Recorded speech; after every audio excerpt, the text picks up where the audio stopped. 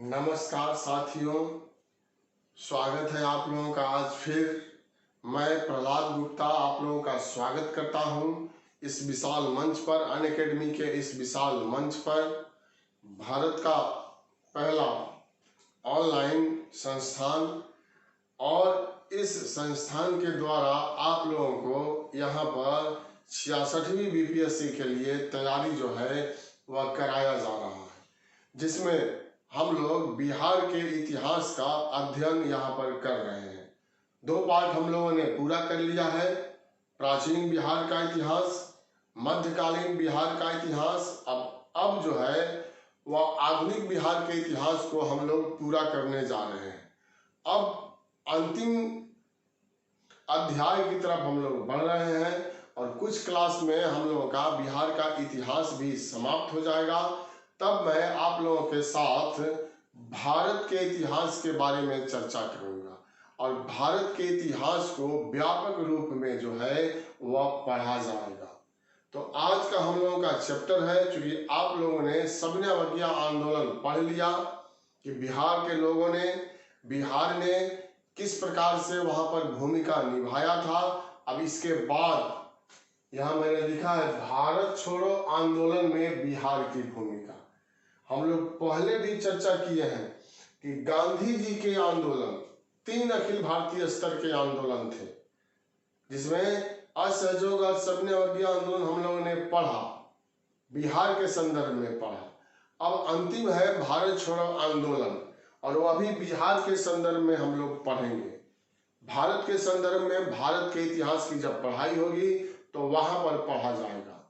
गांधी जी सत्य और अहिंसा को अपना 2 मूल हथियार मानते थे और इसी के माध्यम से उन्होंने कई लड़ाइयों को जीत लिया था।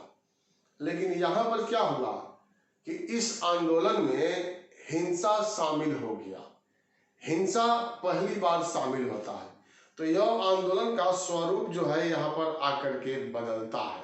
साथियों, भारत छोड़ो आंदोलन अंतिम समय में किया गया आंदोलन था और इसके कुछ समय के बाद जो है, कुछ वर्षों के बाद जो है भारत को आजाद कर दिया जाता है। इसमें कुछ नई चीजें भी मिलेंगी जो गांधी जी के आंदोलन में दिखलाई नहीं पड़ता है। इसलिए गांधी जी ने इसको अपना आंदोलन मानने से भी इनकार कर दिया कि मेरे आंदोलन में हिंसा की कहीं गुंजाइश नहीं है, इसलिए यह मेरा आंदोलन हो ही नहीं सकता है। इस आंदोलन के क्रम में आप देखेंगे कि भूमिगत रह करके कुछ लोगों ने आंदोलन में महत्वपूर्ण भूमिका निभाया। इस आंदोलन में आप पहली बार देखेंगे कि समानांतर सरकार का भी गठन कर दिया गया। इस आंदोलन में तोड़फोड़ की कार्रवाई, हिंसा की कार्रवाई व्यापक पैमाने पर किया गया। तो यह कुछ नया चीज यहाँ पर हम लोगों को देखने को मिलेगा और हम लोग उसी संदर्भ में, उसी परिप्रेक्ष्य में भारत छोड़ो आंदोलन का अध्ययन यहाँ पर करेंगे। तो पहले हम लोग समझेंगे कि भारत छोड़ो आंदोलन का कारण क्या था, उसके बाद प्रारंभ और इसका विकास। प्रारंभ होता है तो बिहार के किन किन क्षेत्रों में यह फैल गया और अंत में इसका परिणाम क्या हुआ। तो यही साथियों हम लोगों को देखना है। तो पहले हम यहाँ शुरू करते हैं कारण। जैसे मैं यहाँ लिख रहा हूं कारण, यही पहला पॉइंट है हम लोगों का। फिर दूसरा प्रारंभ एवं विकास,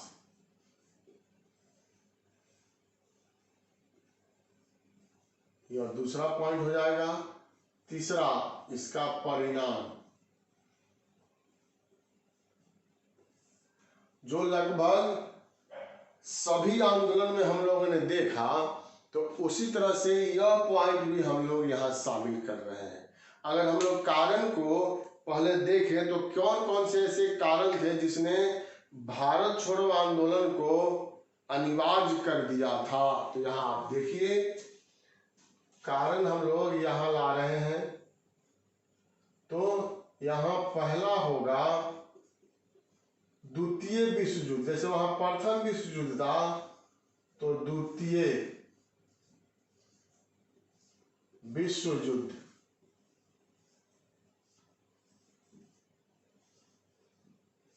का प्रभाव,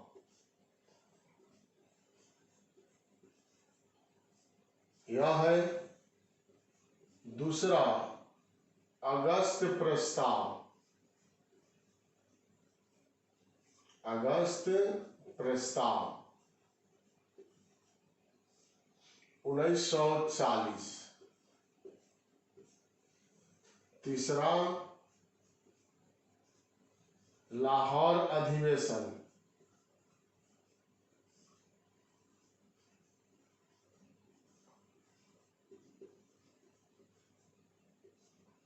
यह भी 1940। व्यक्तिगत सत्याग्रह,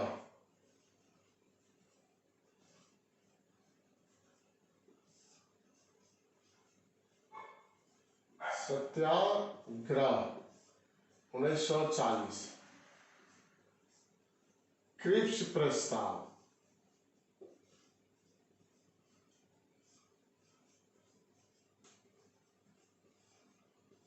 यह 1942। तो यह कुछ कारण हैं या सहायक तत्व हैं जिसके चलते भारत छोड़ो आंदोलन जो है वह शुरू होता है और इसका प्रभाव भारत के विभिन्न क्षेत्रों में पड़ता है, जिसमें बिहार में भी जबरदस्त प्रभाव इसका देखा गया था। तो एक एक करके साथियों हम लोग यहाँ पर समझेंगे। जैसे हम लोगों ने असहयोग आंदोलन पढ़ा था तो वहां पर प्रथम विश्व युद्ध का प्रभाव हम लोगों ने पढ़ा था, और यहाँ पर हम लोग द्वितीय विश्व युद्ध का प्रभाव जो देख रहे हैं।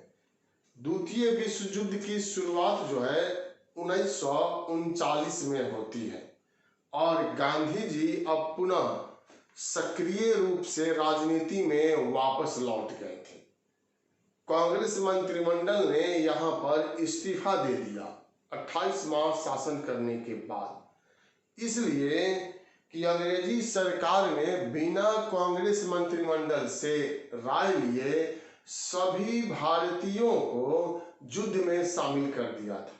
इसीलिए कांग्रेस मंत्रिमंडल नाराज हो गई और उन लोगों ने अपने मंत्रिमंडल से इस्तीफा दे दिया और निश्चय किया गया कि अब समय आ गया है पुनः एक आंदोलन किया जाए, क्योंकि द्वितीय विश्व युद्ध शुरू हो गया है और सरकार इस युद्ध में उलझी हुई है। हम लोग इसमें सरकार का सहयोग नहीं करेंगे और बदले में एक तो नहीं करना भी है और उसके साथ जो है आंदोलन भी कर देना है। सरकार विवश हो जाएगी और तब हम लोगों को स्वतंत्रता प्राप्त हो जाएगा। कोई भी युद्ध विनाशकारी होता है और प्रथम विश्व युद्ध का परिणाम देखा जा चुका था, इसलिए भारतीय इस समय क्रोधित थे कि इसका परिणाम तो और भयंकर होगा। इसीलिए हम लोग को समय के साथ चलना है और पुनः एक आंदोलन शुरू करना है। तो द्वितीय विश्व युद्ध का प्रभाव यहाँ पड़ जाता है, पहला कारण हो गया। दूसरा कारण है अगस्त प्रस्ताव 1940। इसने भी भारत छोड़ो आंदोलन के मार्ग को प्रशस्त कर दिया। तो एक कारण के रूप में यह है, यहाँ पर लॉर्ड लिनलिथगो नाम आएगा, लॉर्ड लिनलिथगो।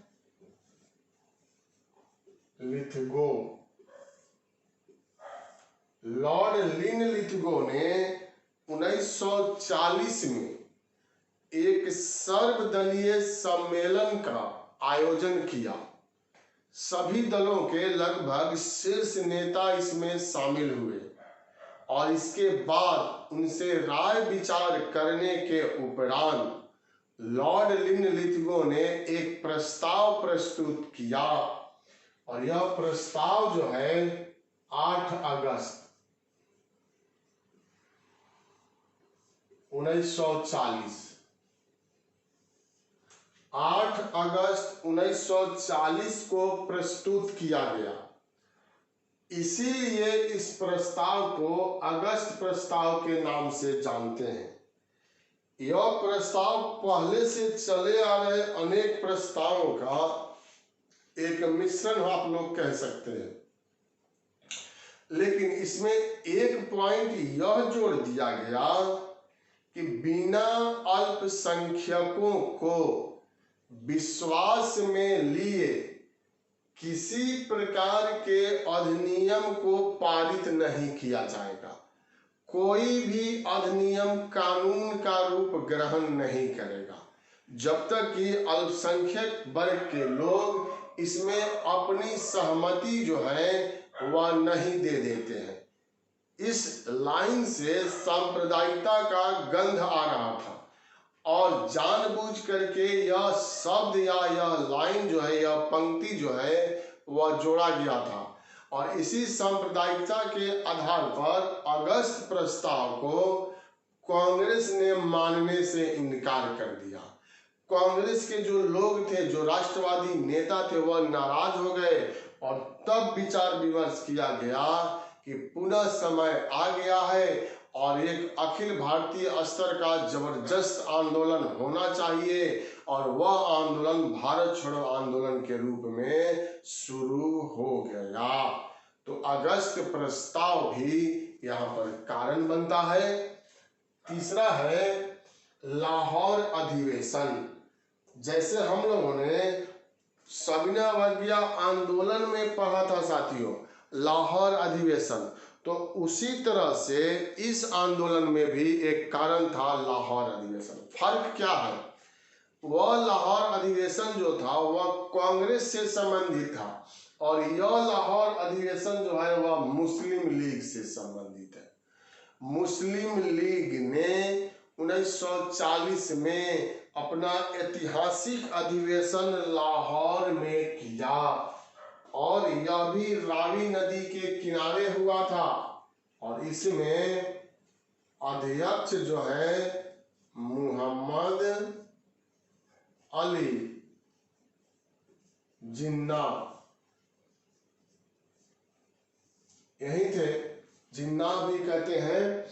मोहम्मद अली जिन्ना ने इस लाहौर अधिवेशन की अध्यक्षता किया था। पहला पॉइंट अगर पूछे तो इसमें मोहम्मद अली जिन्ना ने दो राष्ट्र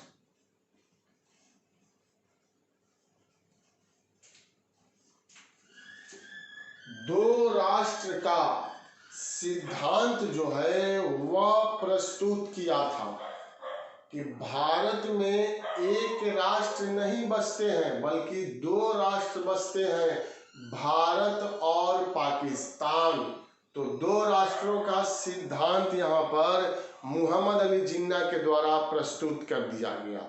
तीसरा क्या हुआ कि इसी अधिवेशन में, इस लाहौर अधिवेशन में मुस्लिम लीग ने पहली बार पाकिस्तान की मांग किया। पाकिस्तान जैसे लाहौर अधिवेशन में कांग्रेस ने पूर्ण स्वराज का लक्ष्य रखा था, उसी तरह से पाकिस्तान की मांग यहाँ पर इस लाहौर अधिवेशन में कर दिया गया। अब कांग्रेस को यह स्पष्ट हो गया कि मुस्लिम लीग ने भी पाकिस्तान शब्द को जन्म दे दिया है और पाकिस्तान की मांग कर दिया है। तो अब समय आ गया है कि अखिल भारतीय स्तर का आंदोलन जो है वह चलाया जाए और इसीलिए भारत छोड़ो आंदोलन को शुरू किया गया। आप लोग यह जानते हैं कि यह पाकिस्तान शब्द जो है इसका जनक चौधरी रहमत अली, चौधरी रहमत अली था। इसी ने पाकिस्तान शब्द को जन्म दिया था और पाकिस्तान शब्द का जनक भी चौधरी रहमत अली को माना जाता है। तो हम लोग कह सकते हैं लाहौर अधिवेशन ने भारत छोड़ो आंदोलन के मार्ग को तैयार किया और यह एक कारण के रूप में सहायक जो है वह सिद्ध हो जाता है। साथियों, इन्होंने पाकिस्तान की यहाँ मांग भी कर दिया और अब इस मांग को लेकर के अपने आंदोलन को इन लोगों ने तेज कर दिया था। तीसरा, इसके बाद चौथा पॉइंट आप देख रहे हैं, व्यक्तिगत सत्याग्रह। गांधी जी 1934 में राजनीति से संन्यास लिए थे और राजनीति से संन्यास ले लिए, कुछ समय के लिए अलग हो गए। फिर 1939 में वह वापस होते हैं और 1939 में उन्होंने सुभाष चंद्र बोस के विरुद्ध कांग्रेस प्रत्याशी के रूप में पट्टाभी सीतारमैया को खड़ा किया, लेकिन सुभाष चंद्र बोस वहां विजयी हो जाते हैं और सुभाष चंद्र बोस विजयी हो गए। गांधी जी ने अपनी हार मान लिया और फिर वह लोगों के मन को टटोलना चाहते थे कि क्या लोग जो है आंदोलन करने के लिए अभी तैयार हैं। निर्णय यह लिया गया कि सीमित पैमाने पर पहले आंदोलन किया जाए और लोगों के मन को जांचा जाए कि वह अभी मानसिक रूप से तैयार हैं कि नहीं, और उसी का परिणाम था व्यक्तिगत सत्याग्रह आंदोलन 1940।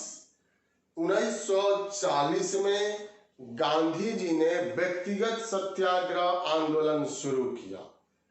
इस आंदोलन का मूल मंत्र यह था कि किसी एक व्यक्ति को चुन लिया जाए किसी खास स्थान के लिए और वह व्यक्ति उस क्षेत्र में घूम घूम करके घरों में आम लोगों से संपर्क स्थापित करके दिल्ली चलने का आह्वान करेगा, लोगों के मन को जानेगा। इसीलिए व्यक्तिगत सत्याग्रह को दिल्ली चलो आंदोलन भी कहते हैं। इस व्यक्तिगत सत्याग्रह को दिल्ली चलो आंदोलन, दिल्ली चलो आंदोलन, देखिए एक नारा भी है, दिल्ली चलो नारा। तो यह आंदोलन हम लोग कर रहे हैं, यह नारा नहीं कर रहे हैं। दिल्ली चलो का नारा जो है वह सुभाष चंद्र बोस ने दिया था और यह दिल्ली चलो आंदोलन है। व्यक्तिगत सत्याग्रह आंदोलन को दिल्ली चलो आंदोलन कहते हैं। परीक्षा में बीपीएससी में पूछा है, प्रथम सत्याग्रही किसे बनाया गया था? तो विनोबा भावे को प्रथम सत्याग्रही जो है वह बनाया गया था और द्वितीय सत्याग्रही जो है जवाहरलाल नेहरू को बनाया गया था। साथियों, बिहार से भी यह पूछ सकता है कि बिहार में प्रथम सत्याग्रही किसको बनाया गया?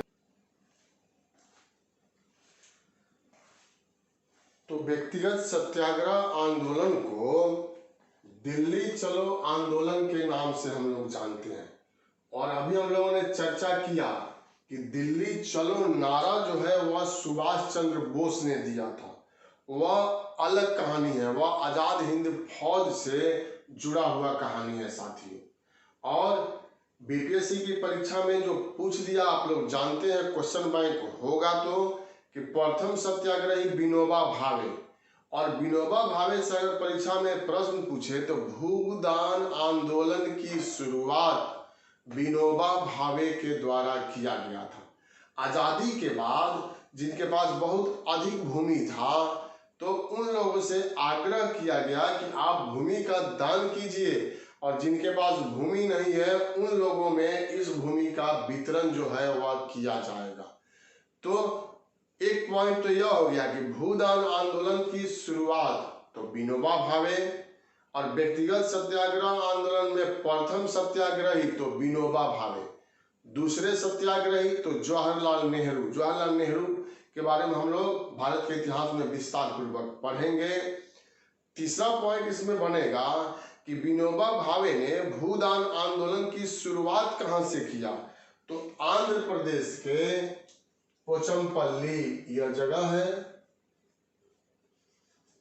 पोचमपल्ली,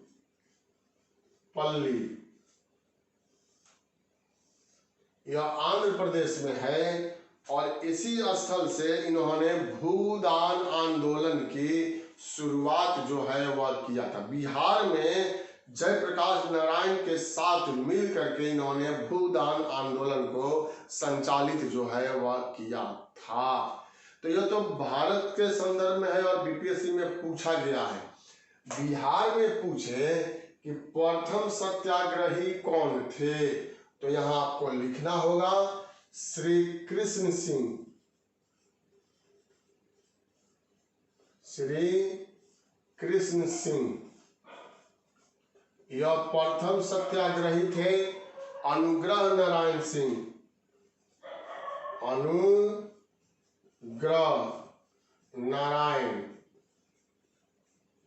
सिंह द्वितीय सत्याग्रही। तो याद रखिएगा इन दोनों को कि केंद्र स्तर पर विनोबा भावे प्रथम और जवाहरलाल नेहरू द्वितीय सत्याग्रही। बिहार में प्रथम सत्याग्रही श्री कृष्ण सिंह प्रथम सत्याग्रही, अनुग्रह नारायण सिंह द्वितीय सत्याग्रही थे। और इस प्रकार व्यक्तिगत सत्याग्रह आंदोलन ने भी भारत छोड़ो आंदोलन के मार्ग को प्रशस्त किया, एक कारण के रूप में स्थापित हुआ और 1942 में भारत छोड़ो आंदोलन को शुरू कर दिया गया। इसके बाद जो है क्रिप्स प्रस्ताव है, अंतिम पॉइंट है यह, और इसको तत्कालिक कारण भी आप मान सकते हैं। भारत छोड़ो आंदोलन में क्रिप्स प्रस्ताव के रिपोर्ट ने भी महत्वपूर्ण भूमिका निभाया था। देखिए, युद्ध तो चल रहा था और भारत की जनता चर्चिल की सरकार का समर्थन नहीं कर रही थी। इस समय चर्चिल थे ब्रिटेन के प्रधानमंत्री और वह चाहते थे कि हर कीमत पर भारत के लोग जो हैं इस युद्ध में हम लोगों का साथ दें। अंतिम प्रयास वह करते हैं और नाम यह क्या आएगा, स्टैफोर्ड क्रिप्स। स्टैफोर्ड क्रिप्स यह जो है वह नाम आएगा और इन्हीं स्टैफोर्ड क्रिप्स को भारत भेजा गया। स्टैफोर्ड क्रिप्स जो हैं सभी लोगों से मिलते हैं, विचार विमर्श करते हैं और एक प्रस्ताव को प्रस्तुत करते हैं और उसी प्रस्ताव को क्रिप्स प्रस्ताव के नाम से जाना गया। साथियों, क्रिप्स प्रस्ताव में लगभग अगस्त प्रस्ताव का ही बात इसमें शामिल था जो इसमें था, लेकिन इसमें संविधान निर्माण करने की भी बात को शामिल किया गया था। तो एक तो यह अच्छा बात था, लेकिन इसके साथ यह जोड़ा गया था। अब दूसरा बात उसमें जोड़ दिया गया जो किसी भी प्रकार से मान्य नहीं हो सकता।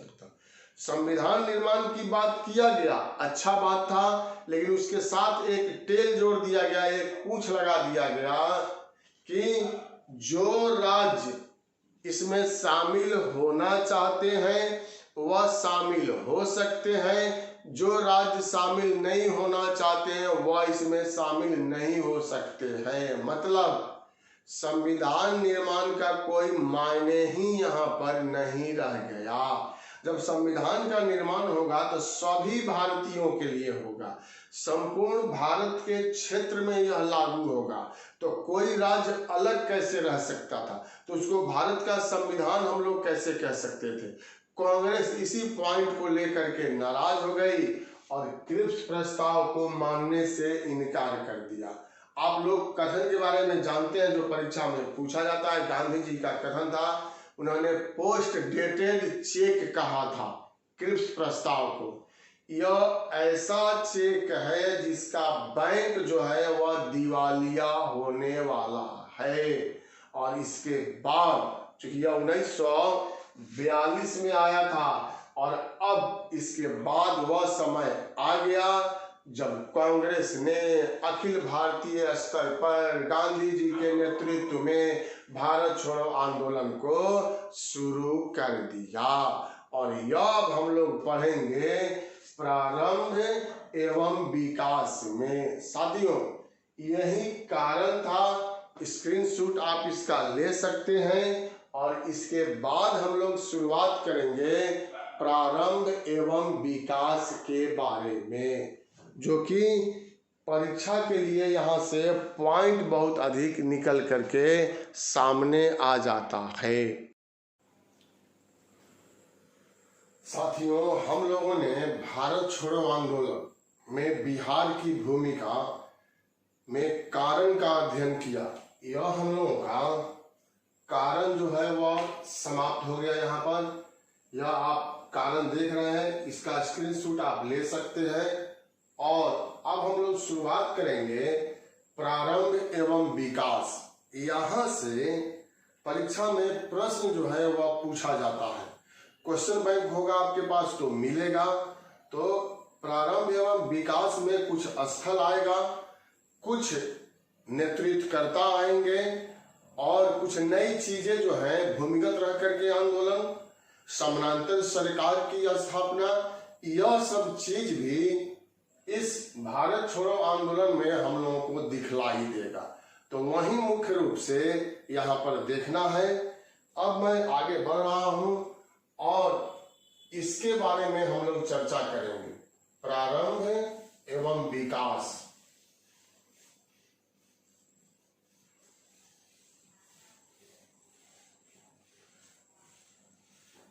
प्रारंभ एवं विकास में कुछ डेट आता है तो आपको यह देखना होगा।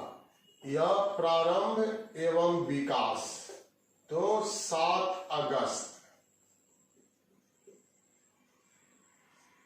1942, 8 अगस्त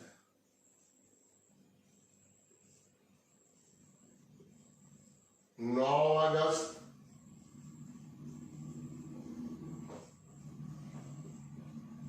और 11 अगस्त।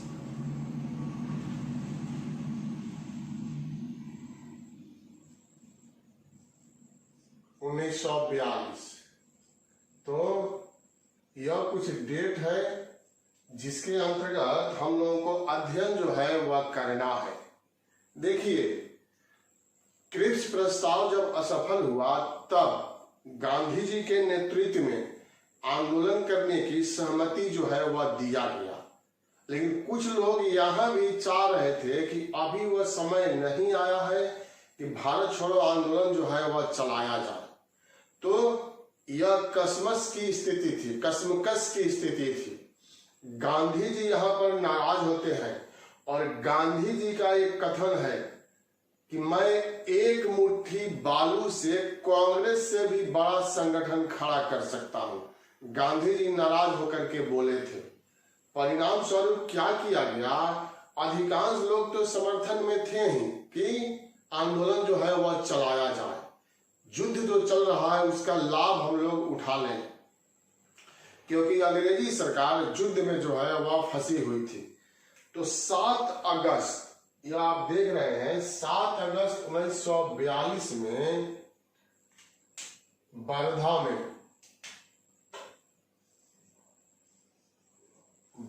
में कांग्रेस का एक विशेष सम्मेलन का आयोजन जो है वह किया गया और इसी वर्धा से पृष्ठभूमि का निर्माण हो जाता है। और इस वर्धा में जवाहरलाल नेहरू का नाम आएगा। जवाहरलाल नेहरू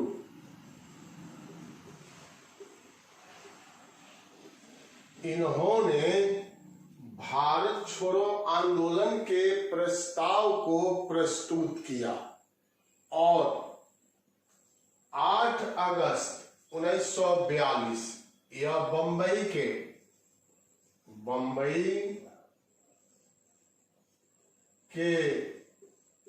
ग्वालिया टैंक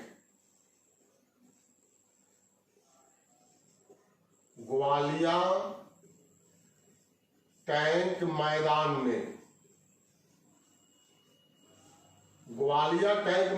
में सभा का आयोजन किया गया, बैठक किया गया और इसी ग्वालिया टैंक मैदान में विद्रोह की आंदोलन की शुरुआत जो है वह कर दिया गया। यहीं पर गांधी जी ने करो या मरो।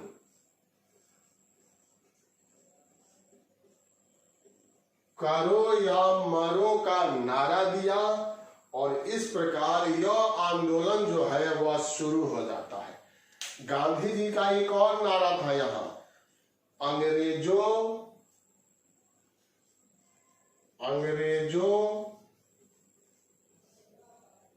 भारत छोड़ो।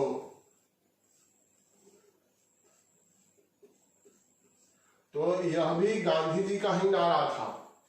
इस अवसर पर जवाहरलाल नेहरू का भी एक कथन आता है कि हम दो धारी तलवार से खेलने जा रहे हैं। दोनों तरफ धार है जिसका, हम दो धारी तलवार से खेलने जा रहे हैं, इसका उल्टा वार हम लोगों पर भी पड़ सकता है। जो भी हो, आंदोलन यहाँ पर शुरू हो गया। 8 अगस्त को शुरू हुआ था, इसीलिए भारत छोड़ो आंदोलन को अगस्त क्रांति के नाम से भी संबोधित किया गया है। अगस्त क्रांति। देखिए, गांधी जी के नेतृत्व में यह आंदोलन शुरू हुआ, लेकिन हुआ क्या? गांधी जी और अधिकांश महत्वपूर्ण नेता जो लोग थे उनको 9 अगस्त 1942 में गिरफ्तार करके जेल में डाल दिया गया। जब जेल में डाल दिया गया, आम जनता जो है वह क्रोधित हो गई और उन लोगों ने हिंसक कार्रवाई जो है वह शुरू कर दिया। इस गांधी जी के आंदोलन में जो कार्यक्रम नहीं होना चाहिए था वह कार्यक्रम जो है आकर के शामिल हो जाता है। जैसे सरकारी कार्यालय पर हमला कर देना, साहूकार और महाजनों के घरों पर आक्रमण करके बही खाते को जला देना, रेल की पटरियों को उखाड़ देना, संचार व्यवस्था को ध्वस्त कर देना, इस प्रकार की कार्रवाई जो है वह जगह जगह पर संपन्न कर दिया गया। गांधी जी और उनकी पत्नी को पूना के आगा खां महल में नजरबंद कर दिया गया था। गांधी जी ने भी जब इस बात को सुना कि मेरे द्वारा शुरू किए गए आंदोलन में हिंसा शामिल हो गया है, तो वह दुखी हो गए और इन्होंने इस आंदोलन को अपना आंदोलन मानने से इनकार कर दिया। तो एक तरह से हम लोग कह सकते हैं कि भारत छोड़ो आंदोलन नेतृत्व विहीन हो गया। इसका नेतृत्व करने वाला इस समय कोई नहीं था, इसीलिए हिंसा जो है और अधिक किया जाने लगा। कोई नेता होता है समझाने बुझाने वाला, तो लोग उसकी बात को मान करके पीछे वापस होते हैं या हिंसा का त्याग करते हैं या जो समझाया जाता है उसका पालन करते हैं। तो ऐसा कोई भी नेता नहीं बचा था। अधिकांश नेताओं को जेल में डाल दिया गया था। जेल जब भर गया तो अधिकांश नेताओं को महल में, राजमहल में, इन सभी स्थानों पर कैद कर दिया गया।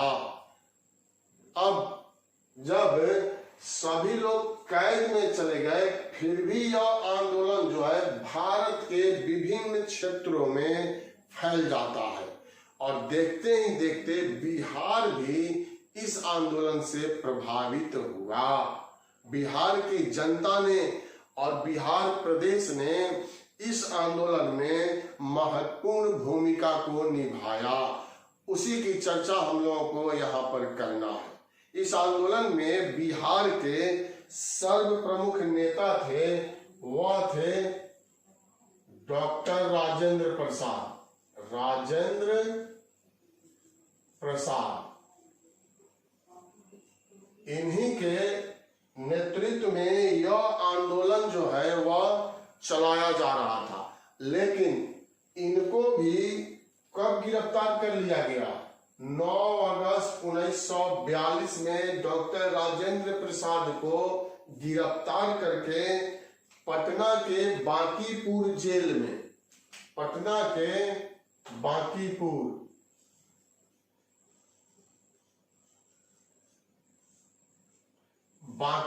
जेल में कैद कर दिया गया। साथियों, यह 2 बार पूछा जा चुका है राजेंद्र प्रसाद को कहां पर कैद किया गया, किस जेल में डाला गया? तो पटना भी विकल्प में रहता है, बांकीपुर भी रहता है, तो बांकीपुर जेल में कैद कर दिया गया। अगर इस बार परीक्षा में पूछ दे कि श्री कृष्ण सिंह को इस आंदोलन के क्रम में गिरफ्तार करके किस जेल में रखा गया, तो यही आंसर होगा, उनको भी बांकीपुर जेल में ही रखा गया था। अगर पूछ दे जगत नारायण लाल को किस जेल में रखा गया, तो उनको भी बांकीपुर में ही रखा गया था। जगत नारायण लाल इस आंदोलन में बिहार में बहुत बड़ा नाम है, और जो वर्तमान में पटना में गांधी मैदान है, वहां से इन्होंने लाखों लोगों को संबोधित किया था भारत छोड़ो आंदोलन में, और तब इनको भी गिरफ्तार करके पटना के बांकीपुर जेल में कैद कर दिया गया। तो यह महत्वपूर्ण लोग थे बिहार के, और इन लोगों को एक एक करके इस आंदोलन से अलग कर दिया गया। अलग ही नहीं किया गया, बल्कि सजा दे करके इन लोगों को जेल में भी डाल दिया गया। जनता जो है वह निश्चित रूप से क्रोधित होगी, और यहाँ पर जनता क्रोधित हो जाती है, और तोड़फोड़ की कार्रवाई जो है वह द्रुत गति से किया जाने लगा था। साथियों, इस आंदोलन का बिहार में सबसे महत्वपूर्ण केंद्र था भागलपुर। भागलपुर के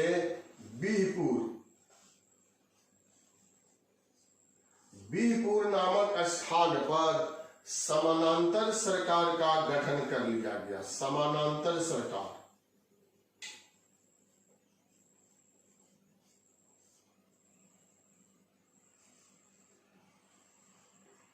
यह भारत छोड़ो आंदोलन की विशेषता था कि विभिन्न स्थलों पर सरकार के समकक्ष भारतीयों ने भी अपनी सरकार का गठन कर लिया, जिसको समानांतर सरकार कहते हैं। भारत का इतिहास जब पढ़ेंगे तो राष्ट्र स्तर पर भी समानांतर सरकार का गठन किया गया था। सबसे पहले बलिया में चित्तू पांडे के नेतृत्व में, और यहाँ पर भागलपुर के बीहपुर में समानांतर सरकार का गठन कर लिया गया।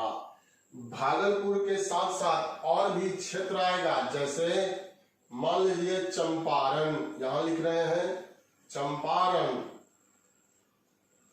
सारण, मुजफ्फरपुर,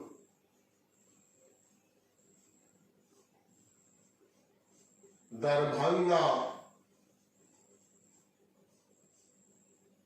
पटना,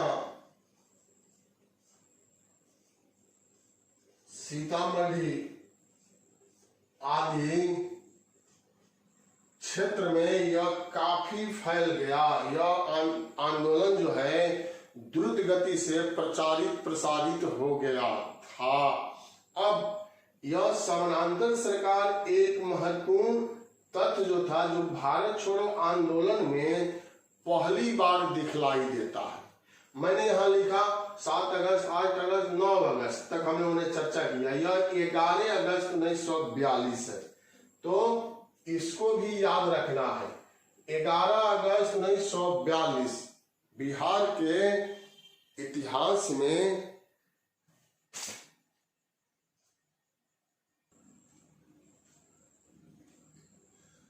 तो साथियों, देखते देखते यह बिहार के विभिन्न क्षेत्रों में फैल जाता है। यहाँ लाइट का थोड़ा प्रॉब्लम हो गया था, इसलिए उसके लिए सॉरी, क्या कीजिएगा, यह टेक्निकल प्रॉब्लम है। तो अब बिहार के विभिन्न क्षेत्रों में यह फैल गया, और भारत छोड़ो आंदोलन में बिहार ने यहाँ जबरदस्त रूप में प्रदर्शन जो है वह किया। कुछ नाम यहाँ महत्वपूर्ण है जो परीक्षा में हम लोगों को पूछा जा सकता है। जैसे यहाँ पर आप देखिए महाराजगंज,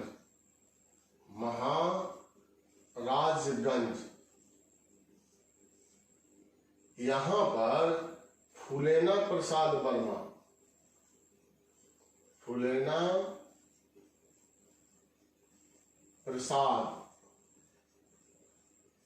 वर्मा ने नेतृत्व प्रदान किया था।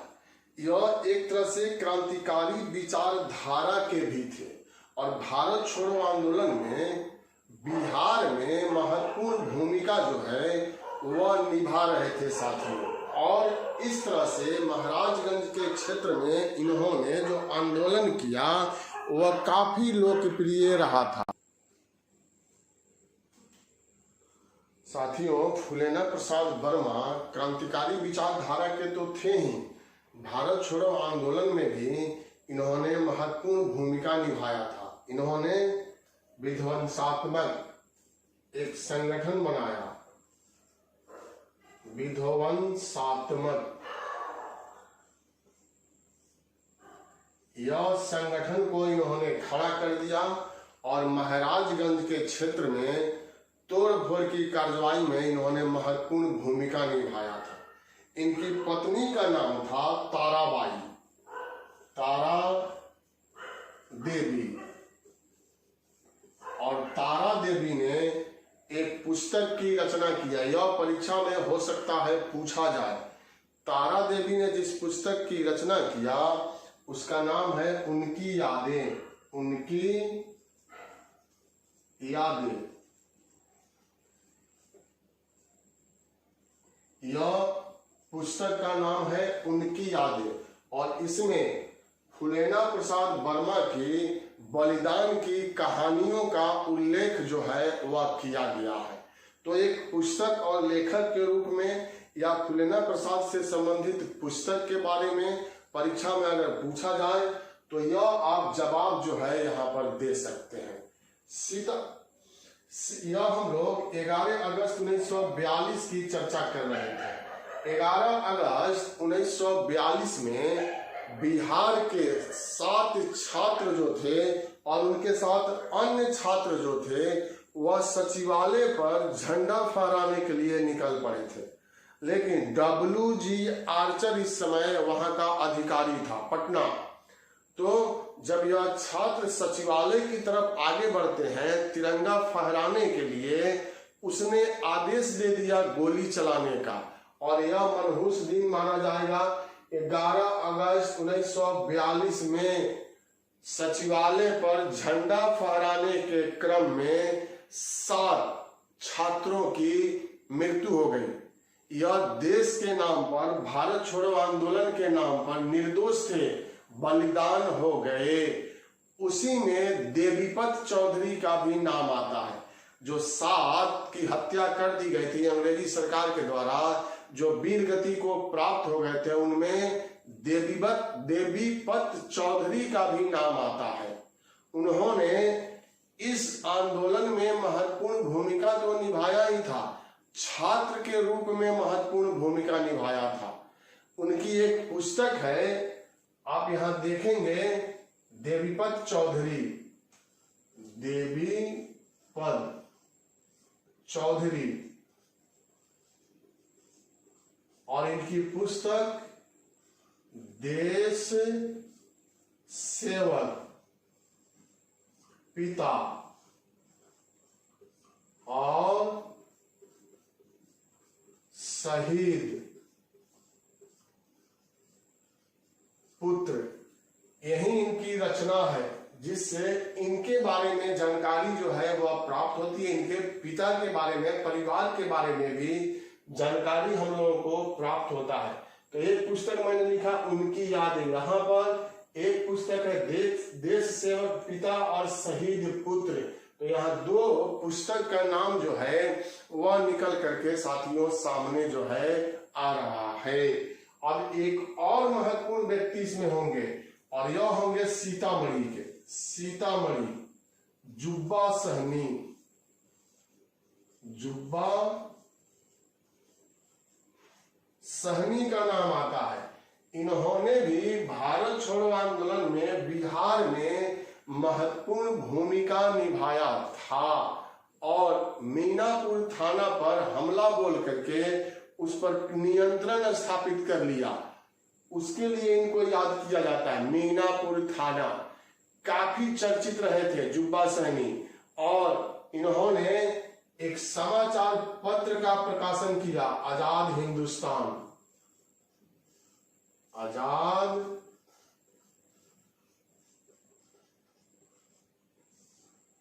तो यह भी परीक्षा के लिए महत्वपूर्ण है। आजाद हिंदुस्तान नामक समाचार पत्र का प्रकाशन किनके द्वारा किया गया था?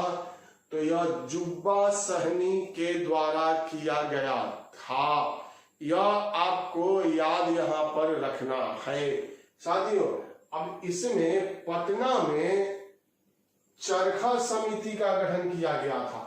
चरखा समिति यहां लिख रहे हैं, चरखा समिति पटना।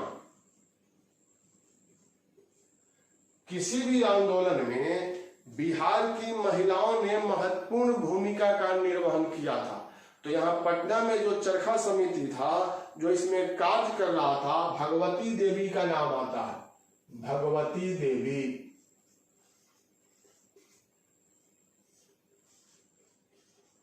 इन्हीं के नेतृत्व में इस चरखा समिति के द्वारा कार्य को संपन्न किया गया। इनकी सहायता के लिए राम प्यारी देवी, राम प्यारी देवी, जगत लाल नारायण की यह पत्नी थी राम प्यारी देवी, और सुंदरी देवी, सुंदरी देवी ने सहयोग जो है वह प्रदान किया था। तो प्रत्येक आंदोलन में बिहार की महिलाओं ने अपनी भागीदारी का एहसास कराया था और कदम से कदम जो है वह बढ़ाया था। जयप्रकाश नारायण की पत्नी प्रभावती देवी का भी नाम आता है, वह भी इसमें शामिल थी। उषा मेहता का नाम आता है, अरुणा असफ अली का नाम आता है। इन लोगों ने भी इस आंदोलन में अपने अपने स्तर से महत्वपूर्ण कार्य को संपन्न जो है वह किया था। अब यहाँ पर इतने सारे तथ्य जो है वह निकल करके सामने आ रहा है। भागलपुर की बात अगर हम लोग करें तो यहाँ बीरपुर में समानांतर सरकार का गठन तो हो ही गया था, और इसी भागलपुर के अंतर्गत एक और पॉइंट आता है और वह है सियाराम सिंह। सियाराम सिंह, इन्होंने सियाराम दल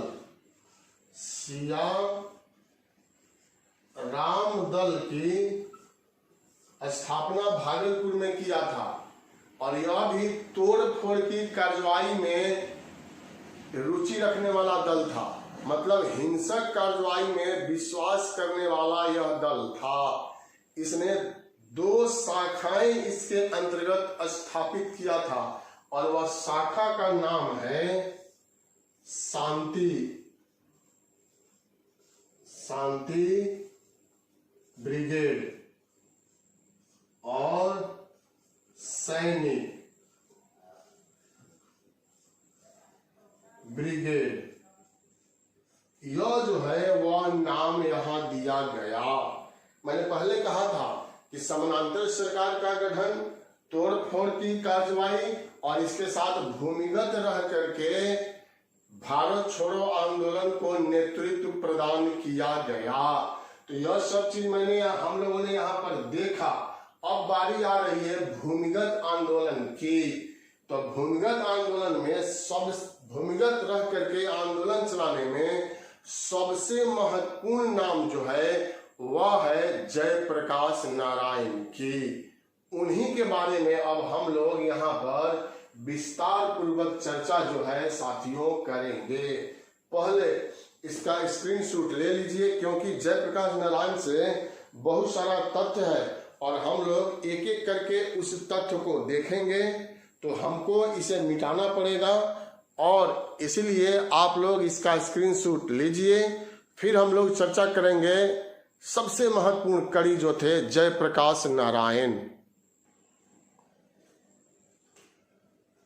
तो साथियों, अब जयप्रकाश नारायण की भूमिका क्या था इस भारत छोड़ो आंदोलन में बिहार में, वह हम लोग देखेंगे।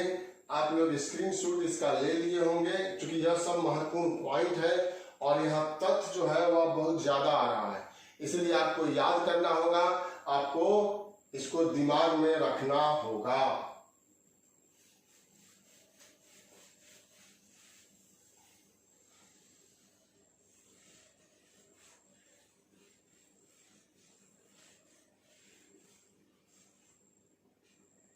जय प्रकाश नारायण, जय प्रकाश नारायण।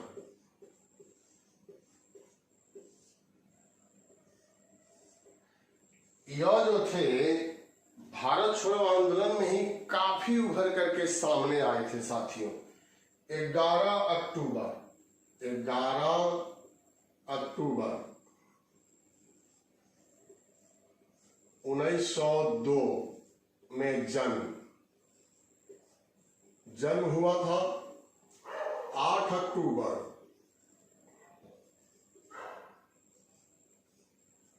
1989 में मृत्यु। यह जन्म और मृत्यु की बात है, तो वह हम लोग जन्म और मृत्यु की बात जो है वह छोड़े। इन्होंने जो कार्य संपन्न किया था साथियों, वह कार्य हम लोगों को देखना है। सबसे पहले जयप्रकाश नारायण से हमेशा परीक्षा में प्रश्न जो है वह पूछा गया है, और वह प्रश्न जो है कि जयप्रकाश नारायण, यह 79 होगा, 79, कि जयप्रकाश नारायण क्या थे? समाजवादी थे। तो यह आपको याद रखना होगा। विकल्प में समाजवादी दे देगा या समाजवाद विचारधारा का पोषक दे देगा। यह बिहार के सबसे बड़े समाजवादी चिंतक थे, सबसे बड़े समाजवादी नेता थे। दूसरा, यह हमने लिखा है 11 अक्टूबर 1902 में जन्म, तो यह बलिया के कहा? तो सिताब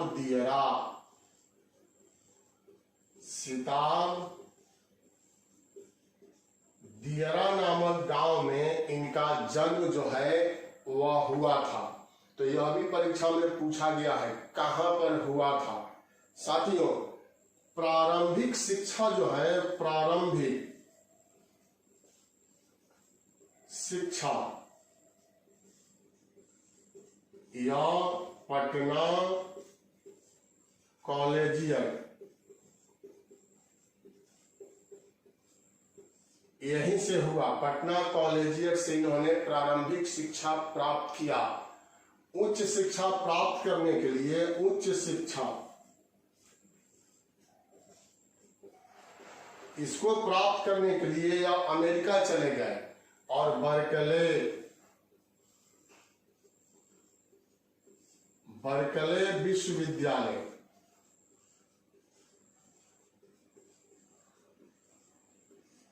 अमेरिका में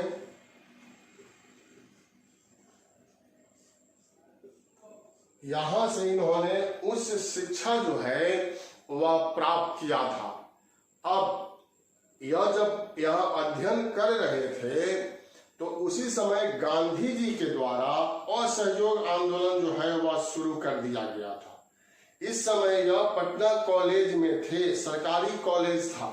तो पटना कॉलेज से नाम इन्होंने वापस लिया, पटना कॉलेज। यहां से नाम वापस लेकर के बिहार विद्यापीठ यहां नामांकन कराया।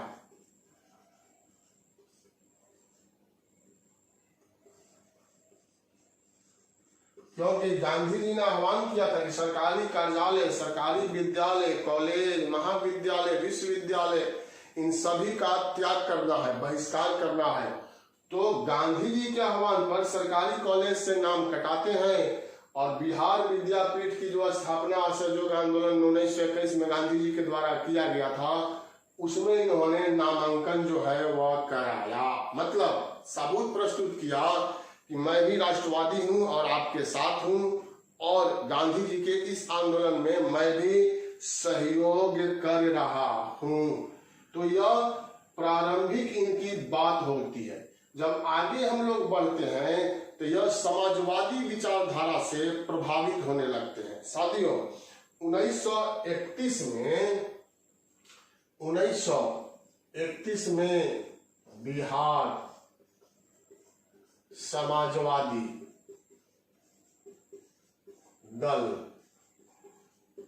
बिहार समाजवादी दल की स्थापना किया गया, जिसमें राम वृक्ष बेनीपुरी, जयप्रकाश नारायण, आचार्य नरेंद्र देव, मीनू मसानी आदि ने महत्वपूर्ण भूमिका जो है वह निभाया था। और यहाँ समाजवादी शब्द जो है वह आकर के जुड़ जाता है। फिर इसी के अंतर्गत इन्हीं के प्रयास से 1934 में बिहार कांग्रेस, अब कांग्रेस शब्द इसमें जुटेगा, कांग्रेस समाजवादी दल की स्थापना पटना में ही किया गया। कभी कभी यह बिहार शब्द नहीं देगा, कांग्रेस समाजवादी दल दे देगा। तो इसकी स्थापना 1934 में पटना में किया गया, इस्लामिया हॉल में। और पटना में ही 1934 में इसका प्रथम सम्मेलन हुआ। इस बिहार कांग्रेस समाजवादी दल में अध्यक्ष जो थे आचार्य नरेंद्र देव को और सचिव जयप्रकाश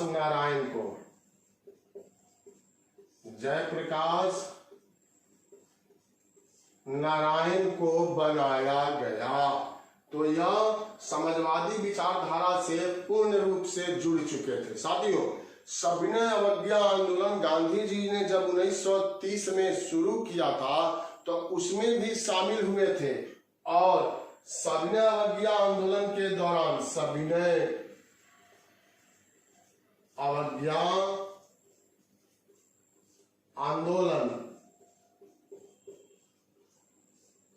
के दौरान इनको नासिक जेल में बंद कर दिया गया। नासिक जेल में कैद, नासिक जेल में इनको कैद जो है वह किया गया था। हम लोग और आगे बढ़ते हैं तब भारत छोड़ो आंदोलन की बात आती है, जो हम लोग यहाँ पढ़ रहे हैं। और इसी भारत छोड़ो आंदोलन में जयप्रकाश नारायण इतने अधिक लोकप्रिय हुए कि इनके नाम के साथ जो है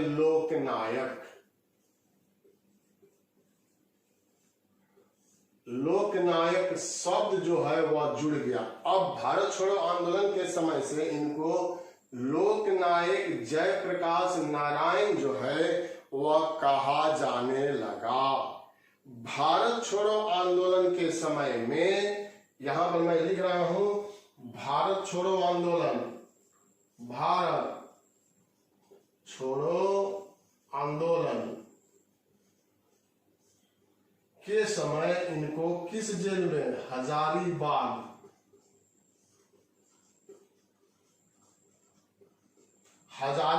जेल में इनको कैद किया गया। इनके और भी साथी थे, उन लोगों को भी हजारीबाग जेल में कैद कर दिया गया।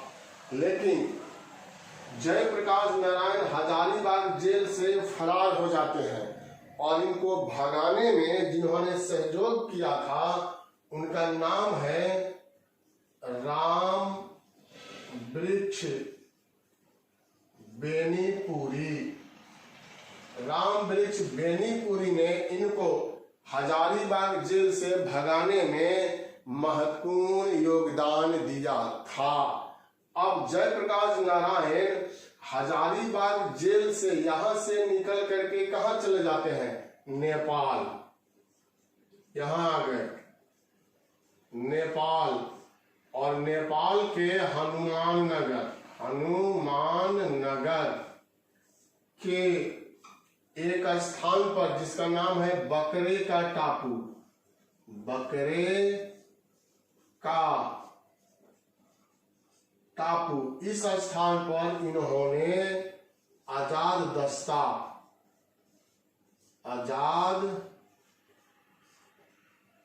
दस्ता का गठन कर दिया। तो इस बार की परीक्षा में पूछा जा सकता है कि आजाद दस्ता का गठन किसके द्वारा किया गया। तो जयप्रकाश नारायण के द्वारा आजाद दस्ता का गठन नेपाल में बकरे के टापू नामक स्थान पर किया गया था। आजाद दस्ता का मुख्य कार्य था तोड़ फोड़ की कार्रवाई में सहयोग करना। तोड़ फोड़, ध्वंसात्मक कार्रवाई में, हिंसात्मक कार्रवाई में सहयोग करना इस आजाद दस्ता का मुख्य कार्य था। तो साथियों, भूमिगत रह करके जिन लोगों ने भारत छोड़ो आंदोलन में महत्वपूर्ण भूमिका निभाया वह भी बिहार के संदर्भ में तो जयप्रकाश नारायण का नाम यहाँ आ जाता है। यह केवल यही नहीं, इनकी पत्नी प्रभावती देवी ने भी, जो ब्रजकिशोर प्रसाद की पुत्री थी, प्रभावती देवी ने भी महत्वपूर्ण भूमिका निभाया था और पटना में इन्होंने महिलाओं का नेतृत्व जो है वह किया था। तो जयप्रकाश नारायण से संबंधित आप देख रहे हैं यह महत्वपूर्ण जो है वह बात है। साथियों, इन्होंने एक पुस्तक लिखा और उस पुस्तक का नाम है समाजवाद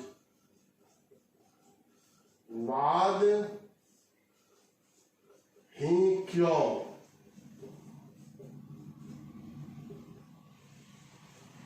समाजवाद ही क्यों इनकी पुस्तक का नाम है। अगर पुस्तक के बारे में पूछ दे तो यह आप जवाब जो है यहाँ पर दे दीजिएगा।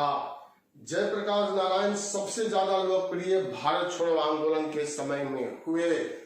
देश जब आजाद हुआ तो कांग्रेस से धीरे धीरे इनका मोह जो है वह भंग होने लगा। साथियों, इन्होंने बिहार में आचार्य विनोबा भावे के साथ मिल करके भूदान आंदोलन में भी सहयोग प्रदान किया था। आजादी के बाद जो है यह सहयोग प्रदान किया था। इनको रेमन मैग्सेसे पुरस्कार और भारत रत्न से भी सम्मानित किया गया है। मरणोपरांत भारत रत्न से इनको सम्मानित किया गया है। साथियों, संपूर्ण क्रांति का आह्वान जो है इन्होंने किया था। जब श्रीमती इंदिरा गांधी के द्वारा आपातकाल की लागू की बात की गई थी और ऐसा लगने लगा था कि पूरे भारत में आपात व्यवस्था लागू हो जाएगा, तो इन्होंने नौजवानों को प्रेरित किया, नौजवानों को आह्वान किया और सन 74 में इन्होंने संपूर्ण क्रांति का बिगुल बजा दिया, जिसको समग्र क्रांति के नाम से हम लोग जानते हैं। तो पूछ रहे संपूर्ण क्रांति या समग्र क्रांति के जनक कौन थे, तो जयप्रकाश नारायण जो थे वह संपूर्ण क्रांति या समग्र क्रांति के जनक थे। यही मैंने लिखा था 8 अक्टूबर 1979 में पटना में इनकी मृत्यु हो गई। तो यह जयप्रकाश नारायण से संबंधित साथियों महत्वपूर्ण बात था। और अब प्रारंभ एवं विकास के बाद यहाँ अब क्या बचा है, परिणाम। तो परिणाम इसका भी क्या रहा, असफल। क्योंकि देश को आजादी अभी यहाँ नहीं मिली तो भारत छोड़ो आंदोलन भी असफल हो गया। लेकिन सभी विद्वान कहते हैं कि इसी भारत छोड़ो आंदोलन का परिणाम था कि बहुत कम समय में 1947 में ही अंग्रेजों ने भारत को मुक्त कर दिया। तो भारत छोड़ो आंदोलन में बिहार की भूमिका यही महत्वपूर्ण तथ्य था जो हमने आप लोगों के सामने प्रस्तुत किया। यहां से अगर परीक्षा में प्रश्न आएगा तो निश्चित रूप से आप जवाब दीजिएगा। स्क्रीनशॉट आप इसका ले सकते हैं। साथियों, बहुत बहुत धन्यवाद, बहुत बहुत शुभकामना। आप नए हैं तो वीडियो को सब्सक्राइब कीजिए, लाइक कीजिए, शेयर कीजिए। पुराने लोग तो कर ही चुके हैं और वह करते ही हैं। अपना सुझाव भी कमेंट बॉक्स में दीजिए। और मैंने 66वीं बीपीएससी के लिए प्रैक्टिस सेट निकाला है एसडी पब्लिकेशन के द्वारा। 21 सेट उसमें दिया गया है। वह पुस्तक आप खरीद करके सेट बनाइए उसमें करंट डाटा बिल्कुल दिया गया है जून तक का साथियों। और अगले सप्ताह में हम लोग बिहार समान ज्ञान पुस्तक भी लेकर के आ रहे हैं, जो काफी मददगार साबित होगा बिहार के सभी परीक्षाओं के लिए, खास करके बीपीएससी के लिए वह महत्वपूर्ण होगा। तो यही हम लोगों का आज का क्लास था। बहुत बहुत शुभकामना, बहुत बहुत धन्यवाद। मिलते हैं फिर अगले वीडियो में। बहुत बहुत शुभकामना।